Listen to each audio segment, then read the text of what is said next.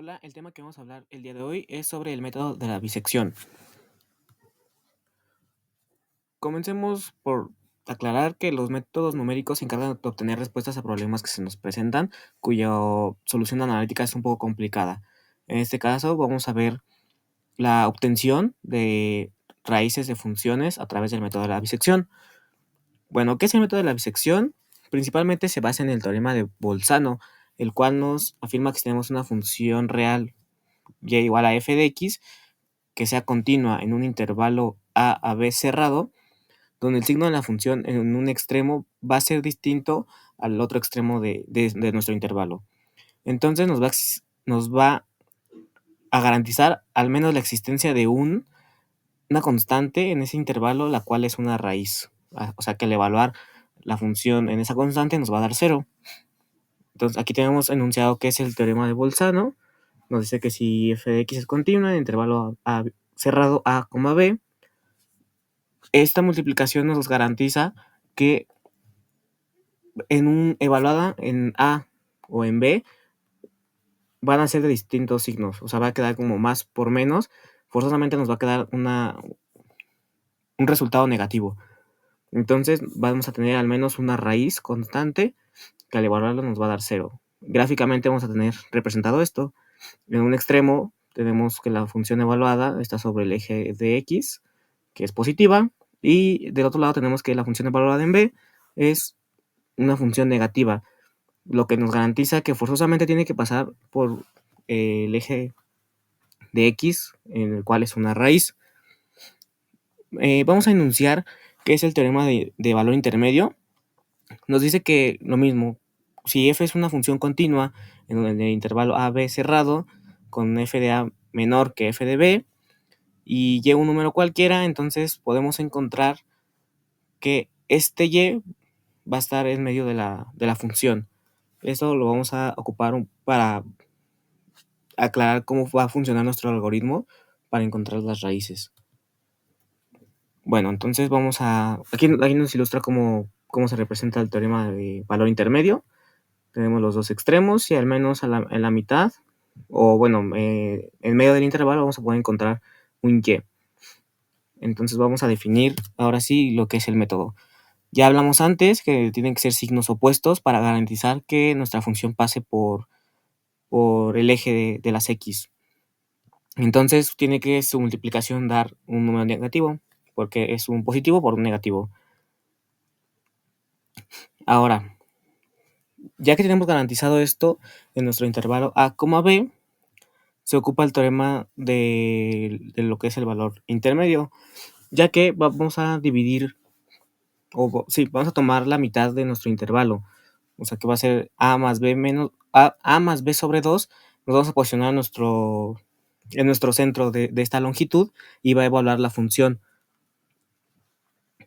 Entonces, ¿qué nos va a decir?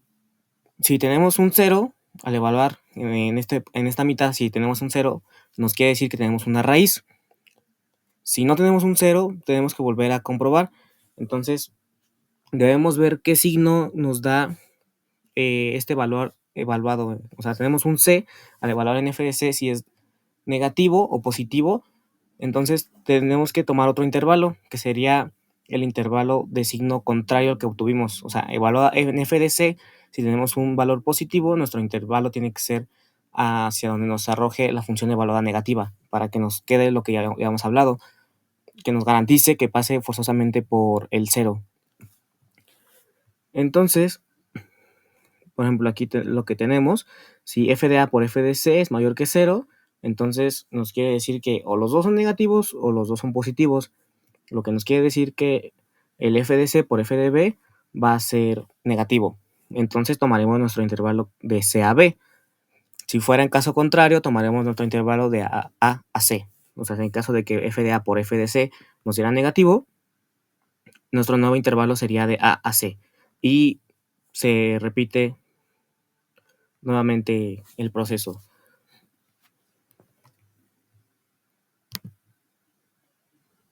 Vamos a verlo de un poco o de una manera más clara en esta parte.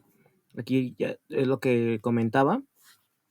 Tenemos nuestro intervalo que debe ser negativo para garantizar que pase por el eje. Entonces vamos a tomar una partición más sencilla, que va a ser tomar la mitad. Entonces sería a más b sobre 2. Vamos a partir nuestro intervalo a la mitad y ahí tenemos un nuevo punto C, una nueva XC,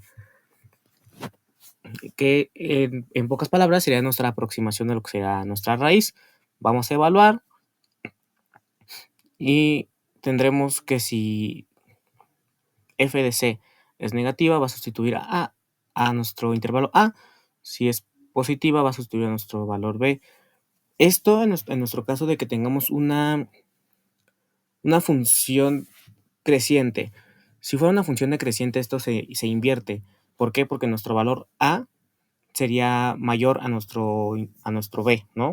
O sea, tendríamos que f de A es positivo y f de B es negativo. Entonces, si tenemos f de C negativo, tendrá que sustituir al B, y si es f de C positivo, tendremos que sustituir a A. ¿Qué nos quiere decir esto? Que entonces va a sustituir al valor del mismo signo que tengamos, ¿ok? Como aquí digo, o sea, f de A es negativo. Si f de C es negativo, se sustituye a A. Si f de B es positivo, f de C es positivo, se sustituye a B. ¿Para qué? Para que esto nos quede con signos contrarios, ¿no? Entonces, ya que tenemos esto, va a ir haciendo cada vez más pequeño nuestro intervalo hasta tal forma de aproximarse a lo que tengamos que en f de C el valor evaluado sea 0, con un nivel de error, que es un valor absoluto, que sea lo más cercano a 0. Si es posible, 0. O sea, esa sería una aproximación exacta. Si no, tendría que aproximarse a 0 ese nivel de error. Ahora vamos a ver cómo funciona nuestro algoritmo en Python. Lo primero que usamos es importar librerías y vamos a comenzar con la consola para pedir que ingresemos. Nuestra función con la que vamos a trabajar van a ser con puras X, funciones de X, F evaluadas en X, ¿no? Entonces vamos a pedir que ingresemos una función, la cual va a detectar las X como nuestras variables, nuestras incógnitas. Después vamos a pedir nuestro valor A, que va a ser nuestro intervalo por la izquierda, y nuestro valor B, que va a ser nuestro intervalo por la derecha, para tener así un intervalo cerrado de A, B. Y aquí lo que vamos a pedir va a ser nuestro criterio de parada. ¿Qué quiere decir? En cuanto queremos que se equivoque nuestro algoritmo. En este caso, pues como ya lo comenté, lo más recomendable es que pues, sea 0, que sea lo más exacto posible. Entonces aquí lo primero que hacemos es verificar lo que ya habíamos comentado, que nuestra función evaluada en A multiplicada por la función evaluada en B nos dé negativo para asegurar que pase por el eje de las X. Y en teoría es un algoritmo sencillo porque únicamente trata de un bucle en el que nos dice que si el error aún es distinto de lo que pedimos, si es mayor, que vuelva a hacerlo. Aquí ya tenemos, miren, aquí lo que queríamos, que es tomar un punto medio, nuestro C que denotamos, aquí lo estamos denotando como un XR, que va a ser A más B sobre 2, y nos va a dar el punto medio. Entonces aquí lo que comentaba, nuestro nivel de error es un valor absoluto entre la distancia del intervalo dividido entre la constante. Entonces, si nos da ya 0, termina el bucle. Si no nos da 0, tenemos que volver a empezar. Ya comentaba, si se toma cambiando el signo, o sea, aquí ya no es un B, aquí ya es un XR por F de A, que sea negativo. Y de esta manera va a seguir trabajando el algoritmo hasta que nos dé un error de 0. Y ya a la hora que tengamos ese error de 0, nos va a decir cuál. Se va a guardar nuestra XR. Aquí lo tenemos que se guarde. La anterior, que sea nuestro nuevo XR. Entonces se guarda y ya a la hora que tengamos un error con 0, inmediatamente nos va a imprimir cuál va a ser nuestra raíz, cuál es el valor para el que X nos da que la función evaluada es 0 y que nuestro error va a ser de 0. Igual aquí nos destaca cuál es el nivel de error, pero nosotros en todos los ejercicios que planteamos lo vamos a hacer con el error 0, que más adelante ya veremos los ejemplos. Y esto es únicamente... más adelante voy a ver un poco los errores o las desventajas que tiene ocupar este método de la bisección. Pero, ¿qué pasa cuando nosotros metemos un intervalo cuyo no haya raíces? O sea, que nuestras funciones evaluadas no sean, nuestras funciones evaluadas y multiplicadas no sean negativos. Entonces, lo que hicimos aquí fue mandar este código, o sea, en caso de que cumpla, nos va a mandar la gráfica, nos va a posicionar en dónde está nuestra raíz que queremos del intervalo. Pero en caso de que no estemos dando un intervalo en el que sea así, que haya una raíz, nos va a mandar este mensaje que va a decir no hay raíces en el intervalo dado. Ya lo dije, o sea, esto porque va a haber otras razones que voy a explicar un poquito, pero al dar nuestras dos funciones que sean positivas o las dos negativas, no nos garantiza del todo que pasen por este eje de las X. O, en otro caso, que pase dos veces, o sea, que en ese intervalo tenga dos raíces. Entonces, lo que nos va a decir que no hay una raíz, nos va a pedir que demos otro intervalo, pero para saber qué intervalo podemos probar, nos va a graficar aquí en esta parte, nos va a graficar cuál es la gráfica de nuestra función que queremos. Así nos podemos dar un poquito la idea de dónde pueden estar nuestras raíces. No es una gráfica tan exacta, o sea, bueno, de que podamos ver tan cerca qué valores son los que son sus raíces, pero nos podemos dar una idea en qué intervalo puede pasar. Entonces, de esta manera podemos volver a ejecutar el algoritmo, volver a poner esos intervalos y que nos arroje sus raíces.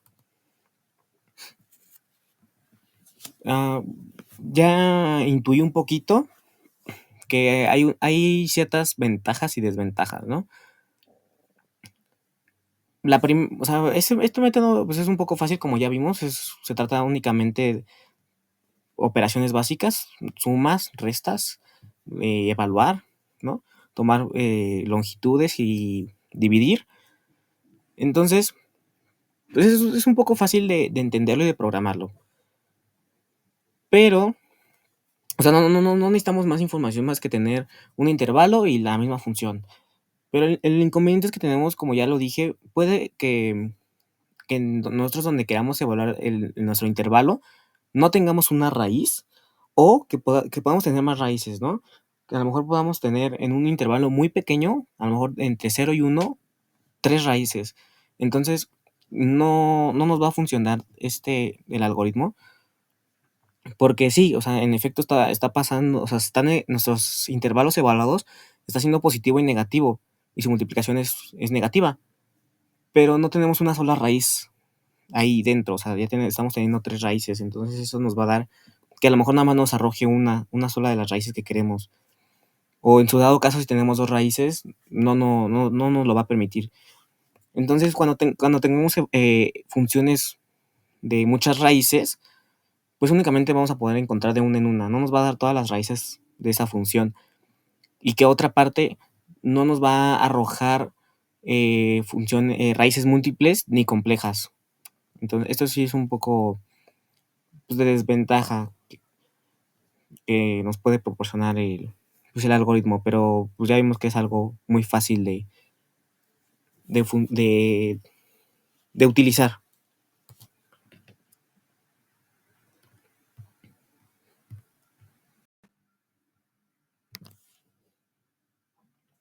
Muy bien, pues ahora vamos a correr aquí lo que ya tenemos, nuestro código. Aquí lo podemos ver. Vamos a correrlo, ¿no? Lo que les decía, lo primero que nos va a imprimir va a ser una consola donde nos va a decir que ingresemos la función. Una de las funciones solicitadas es el seno de x menos x. Damos enter. El valor inicial para A. No necesitamos saber exactamente qué raíces pasan, por lo que ya les comenté antes. Entonces vamos a probar de 0 a 2, ¿no? Nuestro criterio de parada, que es el error que queremos, ya lo comenté, va a ser 0. Entonces aquí ya terminó de ejecutar. Vamos a revisar. Y es lo que en el caso que les mandaba, o sea, yo tomé el intervalo 0 a 1, ¿no? Entonces aquí me dice que no hay raíces en el intervalo dado,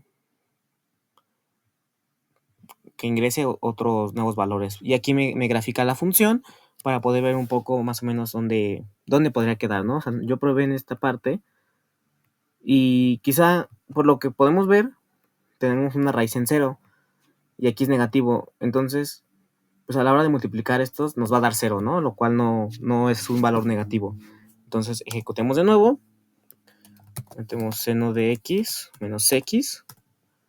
Y ahora probemos en menos 3 a 2 con error de un 0. Y podemos ver que aquí nos aparece la tabla donde fue probando, donde fue creando todo el algoritmo. Aquí cuando nos decía el error, el porcentaje de error, cuál era nuestro intervalo A, cuál era nuestro intervalo B y el X que tomaba, ¿no? La partición. Entonces, y aquí nos dice, no, pues hay un error muy grande. Entonces así se va hasta que ya nos dé un error de 0 y al final nos aparece que el valor, aquí no es una notación científica, pero pues esto es una aproximación al 0 con el error del 0%. Veamos otro ejemplo.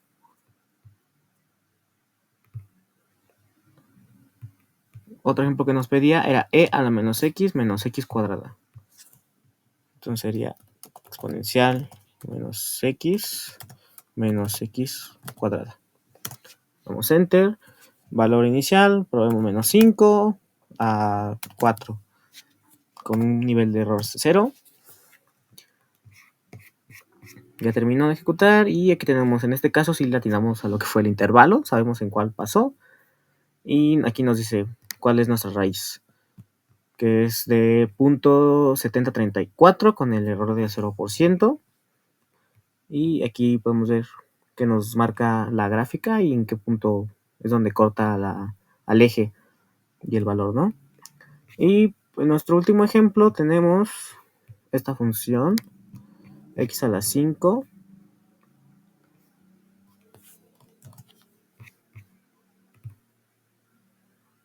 ejecutemos x a la 5 menos 3x cuadrada más x menos 4, si no me equivoco. Ajá. Le damos enter. Un valor menos 10 a 8. Ampliemos un poco de intervalo para no tener tanto error. Y error 0%. Aquí yo dije que tomemos un intervalo más grande para no errar. Pero eso también ya lo dije antes. O sea, si hubiera sido una función que pasara, que tuviera más de 2 raíces reales, o sea, eso no nos hubiera... Bueno, que tuviera 3 raíces reales. Quizá pudo haber hecho esto y luego subir, ¿no? Entonces estamos tomando un intervalo muy grande que sí nos ayuda a saber que es negativo de este lado y positivo de este lado, pero estamos encontrando 2 raíces. O sea, 2 raíces,